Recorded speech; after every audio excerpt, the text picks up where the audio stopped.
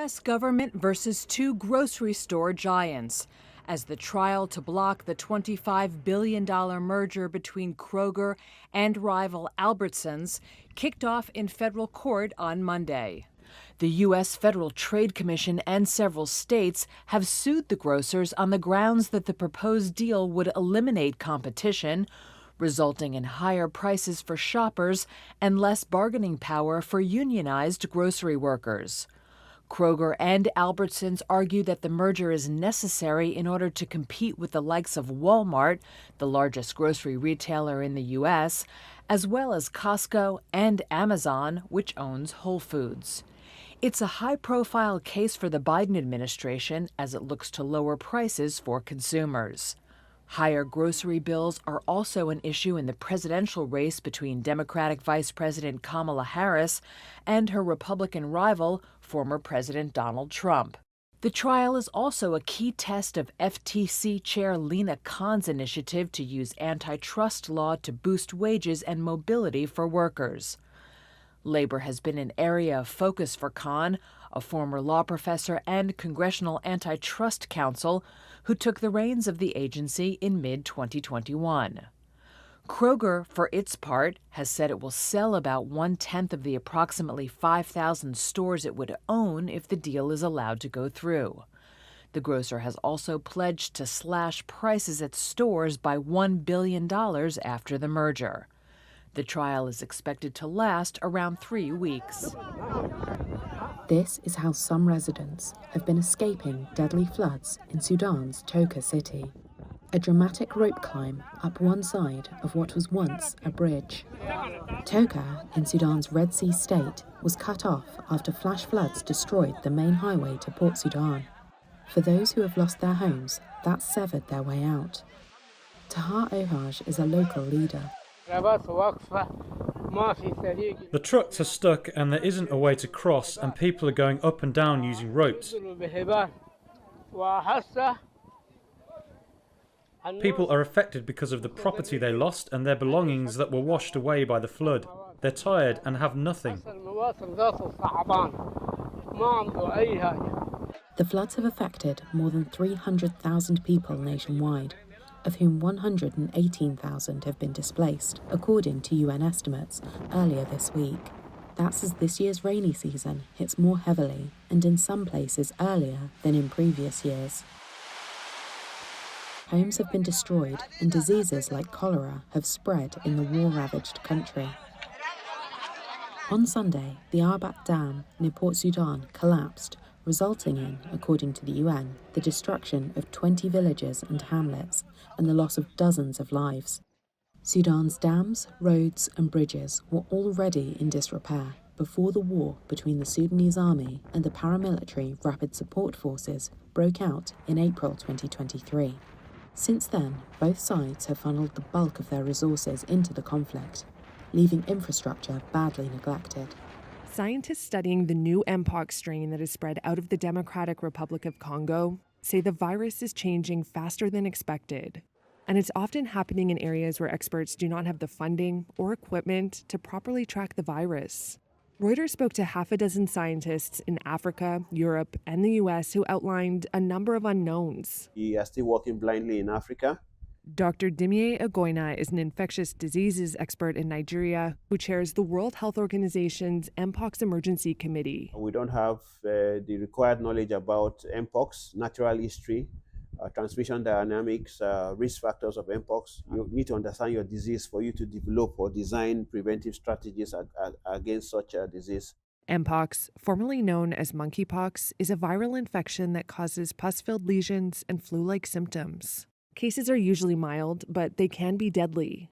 The virus has been around in Africa for decades, but an international surge in 2022 prompted the WHO to declare a global health emergency for about 10 months.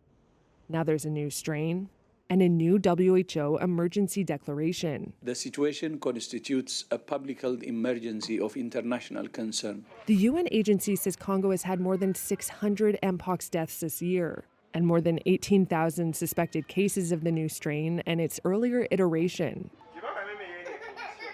There have been cases in 4 other African countries, as well as in Sweden and Thailand among people who had traveled to Africa. Scientists say a response is complicated by several outbreaks happening at once. In some cases, the spread has been linked to human contact with infected animals. It can also spread through close contact with an infected person.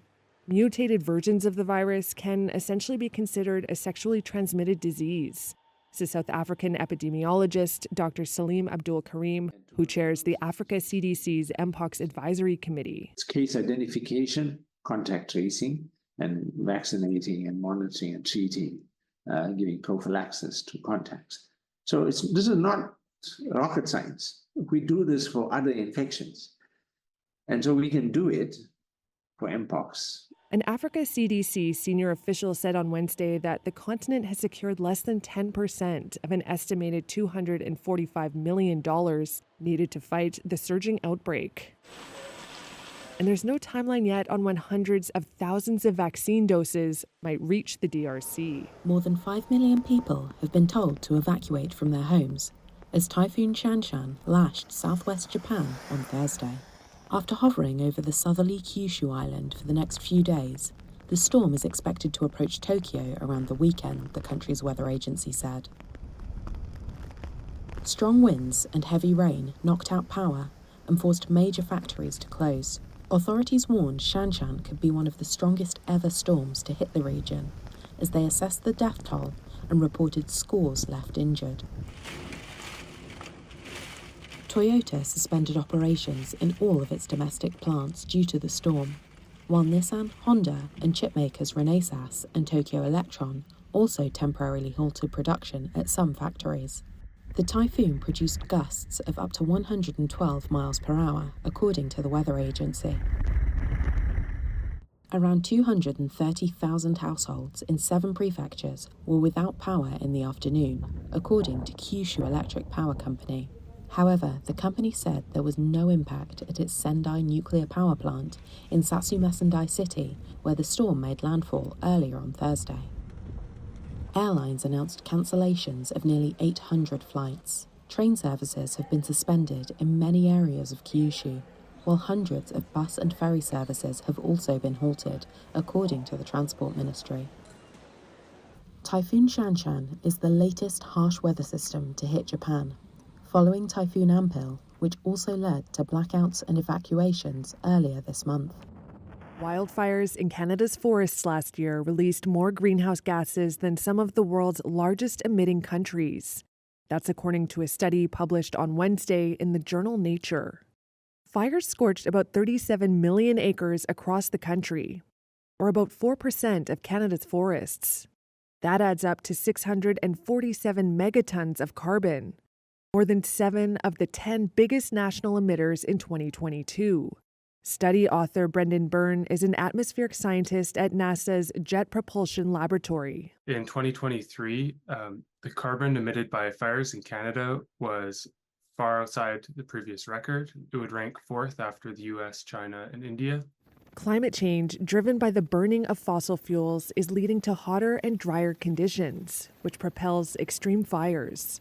Byrne says 2023 could become Canada's new normal. If we look at climate projections, by the time we get to kind of the 2050s, we start to see this as kind of a normal summer. The findings add to concerns about depending on the world's forests to act as a long-term carbon sink for industrial emissions, when fires could be making the problem worse. Canada does not include natural phenomena like wildfires in its annual greenhouse gas emissions inventory, according to a 2021 strategy. So the fear is the global carbon budget may be based on inaccurate calculations. That budget is the estimated amount of greenhouse gases the world can keep emitting while holding warming to 1.5 degrees Celsius above pre-industrial levels. Those estimates are very uncertain. And so if we see these kind of big changes where fires become more common in the boreal forests, we might not see as much carbon taken up from these natural ecosystems as we expect. Keeping the carbon dioxide to a certain level will then require corresponding reductions in the allowable emissions. The founder and CEO of the Telegram messaging app, Pavel Durov, was placed under formal investigation by a French judge on Wednesday. The Russian-born tech billionaire was ordered to pay bail of 5 million euros and must report twice a week to police and is barred from leaving French territory. Durov was arrested at an airport near Paris over the weekend and placed in custody as part of a broad investigation into organized crime on Telegram. The judge found there were grounds to formally investigate Durov on all the charges he was initially arrested for, including suspected complicity in running an online platform that allows illicit transactions, child pornography, drug trafficking, and fraud. He was also charged with refusing to communicate information to authorities, money laundering, and providing cryptographic services to criminals. Durov's lawyer did not immediately respond to a request for comment. The 39-year-old's detention has fueled debate on where freedom of speech ends and enforcement of the law begins. In places like Latvia, which borders Russia and Belarus, the Telegram app with its encryption is widely popular as a safe tool for communication and trading sensitive news. Founder of the Digital Security Center, Elvis Strazdins. Yeah, it's probably not the most popular chatting app here, but it's popular among certain groups of people, like people who want to do something probably illegal, like sell or buy drugs, or find some shady jobs like scamming or selling their bank accounts or buying bank accounts to do money laundering and stuff like that. Of course, it's also used for legal purposes, but it's probably popular because of the reasons I mentioned before. Durov's arrest underlines the uneasy relationship between governments and Telegram, which has close to 1 billion users, while serving as a warning shot to tech titans who refuse to comply with authorities over alleged illegality on their platforms. There are eco-friendly installations all over the Hungarian village of Papatezer, like these solar panels on the roof of a kindergarten, or this watermill owned by a local. Papatezer has transformed most of the village into sustainable structures and hopes to boost tourism. Initially, Mayor Bela Valfinger wanted to save money on energy, so he started modernizing insulation and heating systems, as well as installing solar panels. With solar panels generating all necessary electricity, the village reaps the benefits when energy prices rocket. Már több mint 2 éve teljesen leváltunk a gázról. Amikor most elkezdődött a gáz körüli hirtelen áremelkedés, az minket gyakorlatilag ez nem érintett itt az elmúlt másfél évben. Now, the area's sustainability has attracted young families, tourists, and investors. Renewable energy, green buildings, and electric machinery have made the small town appealing. The mayor said there's been a continuous inflow of people. Within a few years, nearly 50 children and parents have moved into the village, which is now home to about 1,200. Some residents have built their own systems to provide energy for their homes and businesses. Here's local entrepreneur Sander Ilko. Én az egész munkafolyamatomat, a lakást, itt hátul mindent, amit gépeket használunk, mi ez a 10 kW-os rendszer ezt fedezi. Sander Schwarz owns a watermill. Nagy elánnal látom bele itt magának a malomépületnek a felújításába is, és ez olyan, hogy az ember egyszer rákap az ízére ennek, akkor ebből nincs menekvés. Tehát ez így indult ez a malmos történet. És gyakorlatilag tudomásom szerint elsőként álltam neki ilyen malomrom felújításnak, majd utána egy nagyon kicsi eltéréssel itt egy másik helyi malmos is nekiállt, úgyhogy elindítottunk egy folyamatot, aminek reméljük, hogy folytatása lesz. Mayor Valfinger says he plans to develop tourism by leveraging 25 disused watermills as attractions and accommodations.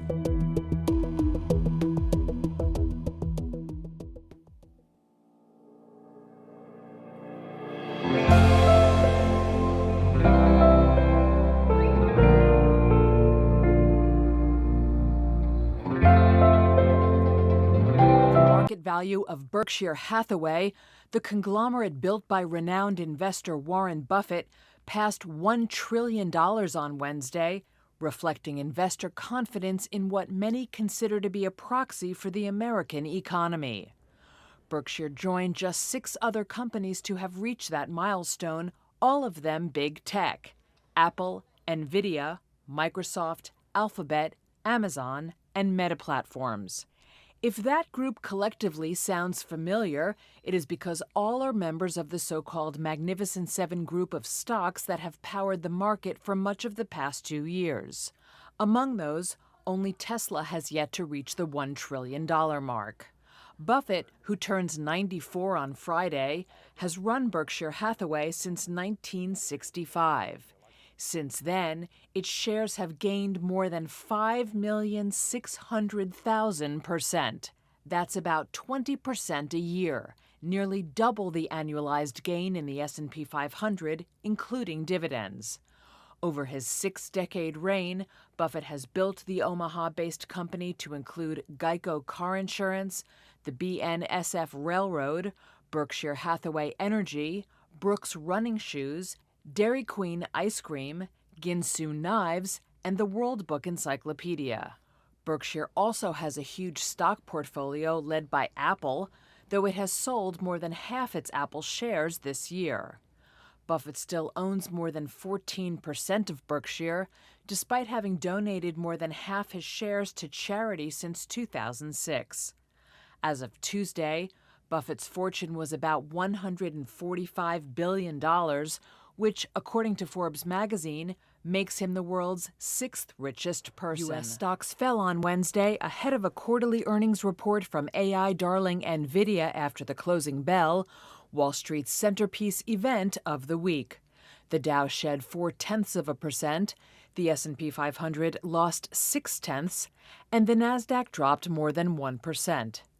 NVIDIA forecast third-quarter revenue largely in line with Wall Street's estimates. But after several blowout quarters, Wednesday's report failed to impress, with NVIDIA's stock, which closed down 2%, falling more than 5% in extended trading.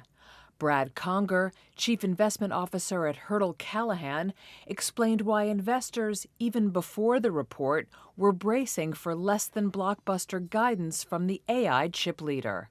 There is a marked slowdown in the year-over-year growth rate and the rate of surprises. So the guidance, the rate at which they have beaten guidance over the past 5-6 quarters has stepped down. And so I think there might have been a recognition of this might be the quarter where they just meet guidance, in which case the expectations and the valuation are so high at NVIDIA that it's very probable that meeting guidance means the stock sells off. Other chip stocks also dipped, with Broadcom and Advanced Micro Devices each losing ground. And fellow Magnificent Seven members Alphabet, Microsoft, and Amazon dipped lower as well. But the biggest tech tumble by far came from Super Microcomputer, whose shares plunged 19% after the AI server maker said it would delay the filing of its annual report, a day after Hindenburg Research disclosed a short position in the company. In notable non-tech news, Warren Buffett's Berkshire Hathaway briefly passed $1 trillion in market value for the first time ever. Canada said this week it was imposing a 100% tariff on EVs imported from China, including vehicles made there by Tesla. But a Reuters source says Elon Musk's firm had approached Ottawa ahead of the announcement, seeking a lower rate. The company reportedly wanted something similar to its deal in the EU, where it faces a tariff of just 9%. That compares with rates of up to around 36% for other Chinese EV imports. The source says the EU calculated its rate looking only at direct subsidy costs, whereas the US and Canada have included other factors including environmental and labour standards. Washington in May said it was quadrupling its duties to 100% following the assessment. Now the Canadian levies will kick in from October. There was no immediate comment on the Reuters report from Ottawa or Tesla. The company doesn't disclose its Chinese exports to Canada. But Reuters analysis shows it ships Model 3 sedans and Model Y crossovers to the country from its Shanghai plant. Other brands that ship from China, including Volvo and Polestar, have said they are assessing the impact of the tariffs. Huawei enjoyed big jumps in first half revenue and net profit in the first half of the year. The Chinese tech giant said Thursday it saw strong smartphone sales. It also revealed its smart car components business performed well despite US sanctions. Net profit for January to June rose 18% to $7.7 billion as revenue rose more than a third. It was the company's highest revenue for a first half in 4 years. Data from research firm Canalys shows Huawei shipped 22.2 million smartphones in mainland China during the 6 months, a 55% rise from a year earlier. Huawei jumped back into the 5G premium smartphone market last year with its Mate 60 series and this year's high-end P series phones, though most of the sales were confined to its home market. The launches have been celebrated in China as a win over US sanctions enacted in 2019. Washington has prevented the company from accessing advanced US chips and other technology. It sees Huawei as a national security risk, a charge the company denies.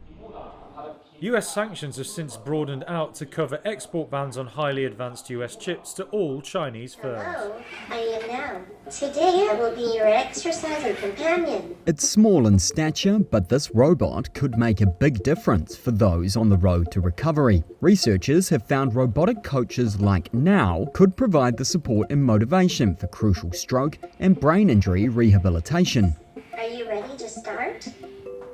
Alright, Jake, so this is the brain-computer interface device. The UK's National Robotarium's Human-Robot Interaction Team has developed a headset which detects brain activity for the robot to communicate with patients. The robot reads brainwaves to understand the patient's movements during exercises, providing motivation, visual mimicry, and feedback.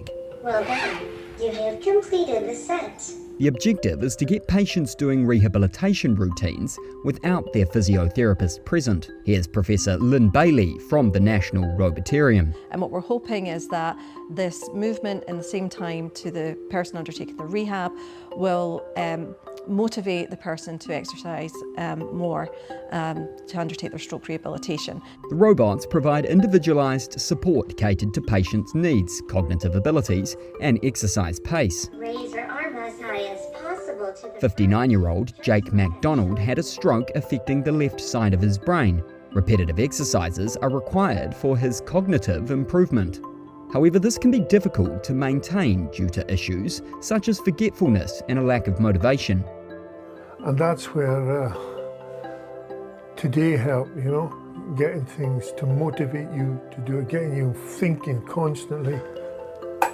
With approximately 80% of acute stroke and brain injury survivors affected by upper limb impairment, the treatment could help many people regain the ability to perform daily activities and live independently. Qantas Airways earnings failed to take off over the past year. The Australian airline reported a 16% fall in annual profit on Thursday. It blamed lower fares, spending on customers and weaker freight rates. Underlying profit before tax was down to $1.41 billion in the year ended June 30th. Airfares around the world are coming down from post-pandemic highs as airlines restore capacity and travellers look to save. That's put pressure on profits as carriers struggle with costs and aircraft and labour shortages. Qantas said travel demand is stable, with domestic revenue expected to increase up to 4% year-on-year in the first half of the current financial year.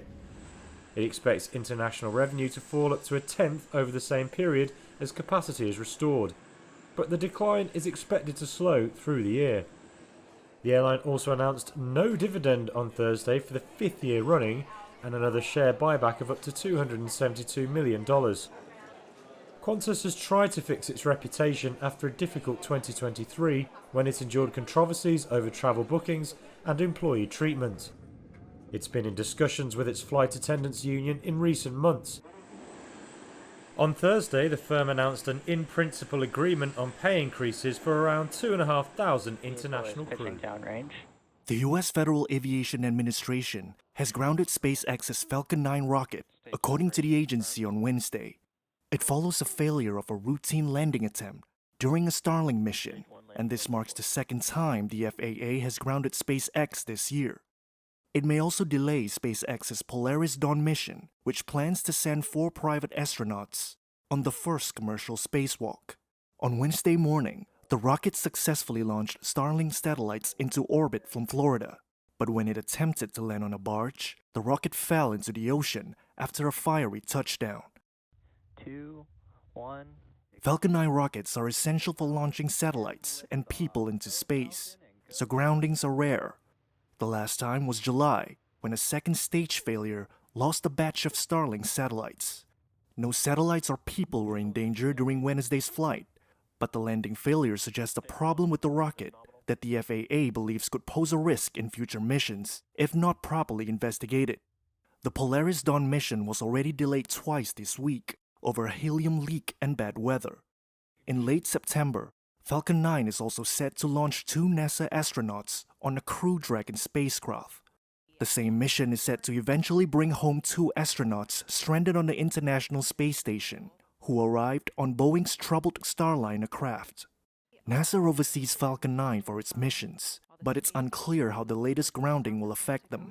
Since its first launch in 2010, SpaceX has built a large fleet of reusable Falcon boosters, enabling it to launch more frequently than its competitors. The booster that failed on Wednesday was on its 23rd flight. Nvidia's quarterly forecast failed to impress investors on Wednesday, sparking a tumble for tech stocks. The AI chip champion predicted sales and margins broadly in line with Wall Street estimates, disappointing those who had hoped for something more dramatic. Its shares fell 6% in US after-hours trade as a result, with other chip stocks also taking a hit. AMD dropped nearly 4%, while Thursday morning saw South Korea's SK Hynix down almost 6%. But Wedbush Securities Managing Director Dan Ives says the sell-off for Nvidia will be short-lived. I think this is a stock that actually moves higher off these numbers, but this is the most watched earnings report potentially in a decade. A lot of focus in terms of investors on Nvidia. So you're going to see some, wild reactions after, but overall we view it an A+ quarter. Nvidia's results could hardly be called bad. Second quarter revenue came in at just over $30 billion, beating forecasts. Earnings per share also exceeded estimates, but investors had got used to the firm not just beating estimates, but smashing them. Over the previous 3 quarters, it recorded revenue growth of more than 200%. All that spurred analysts to set their expectations ever higher, making it that much harder for Nvidia to impress. On Wednesday, boss Jensen Huang played down worries over its next-generation chips. He confirmed media reports of production delays, but said customers were snapping up the current generation anyway.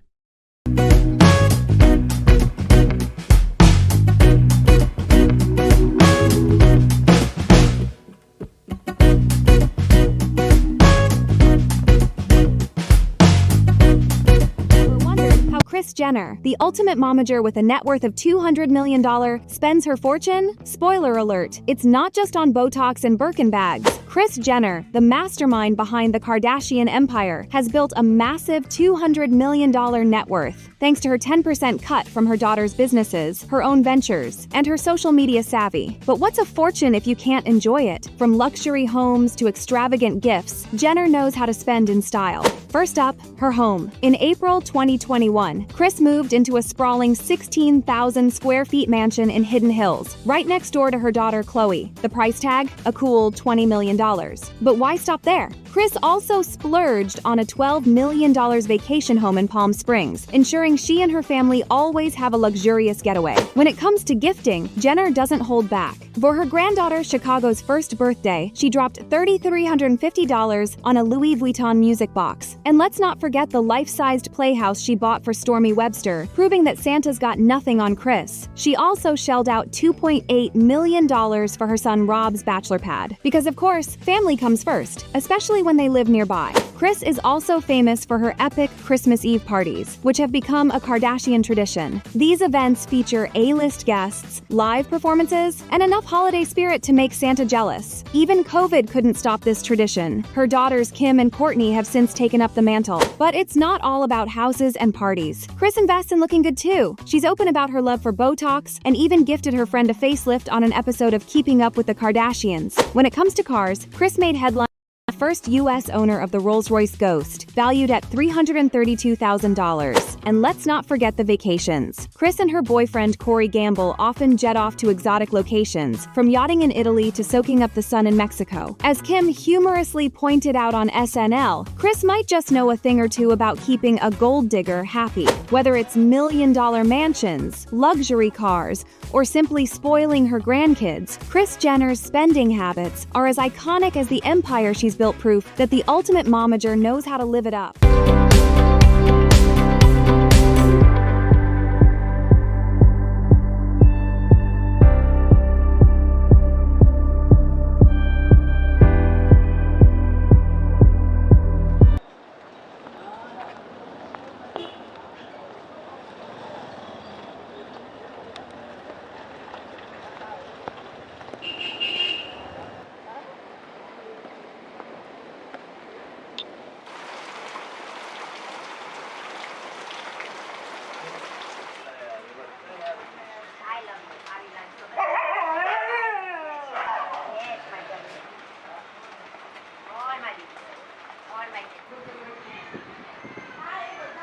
I have taken the responsibility of the dogs. It is my responsibility to treat them and leave them back on the road. I cannot leave them and they cannot give me this much less period, because it is my duty to, I've taken the responsibility, it is my duty to finish the treatment and leave them. I've just asked them for 10 days, they have to extend to 10 days.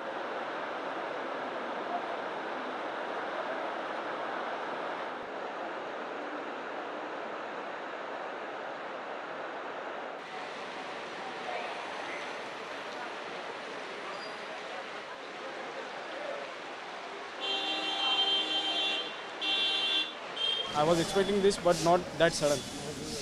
I was expecting we are going to empty this building in like 6 months. But this has happened very suddenly. This is worst feeling. My shop is there and I can't even go in my shop and take out my goods. As far as the people who are residing there is concerned, even though they do realize that the conditions out there are not livable or they are risking their lives, but they fear that if we were to vacate, then maybe our right of being declared as a valid tenant would be foregone, or maybe we will not get a rehab tenement in the process. Okay.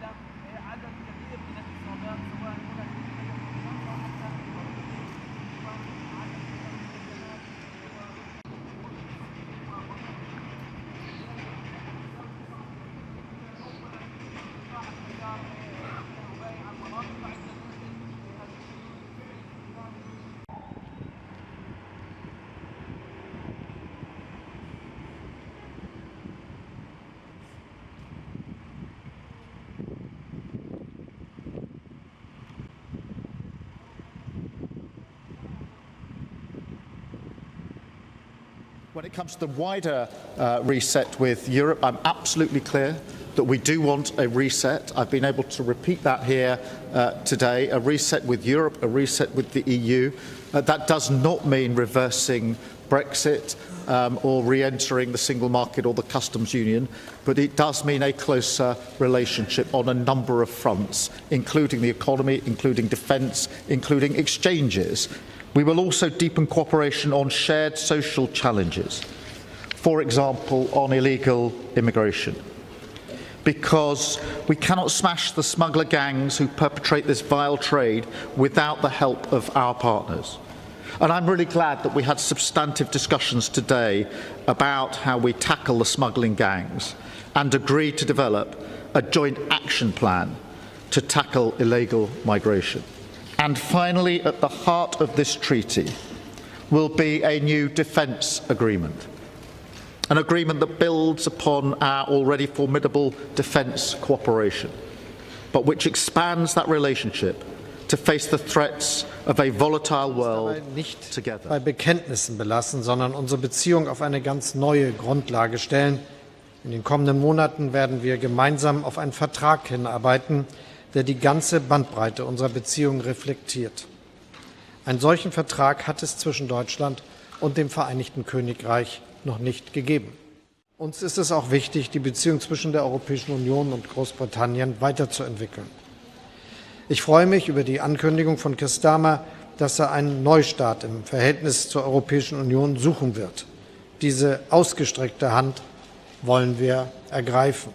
The fact that we've agreed the substance, the ambition and the pace of it today, I think, is very significant for both the UK and for Germany, and that's why I say it's a once-in-a-generation opportunity to take something of that order forward for both of our countries.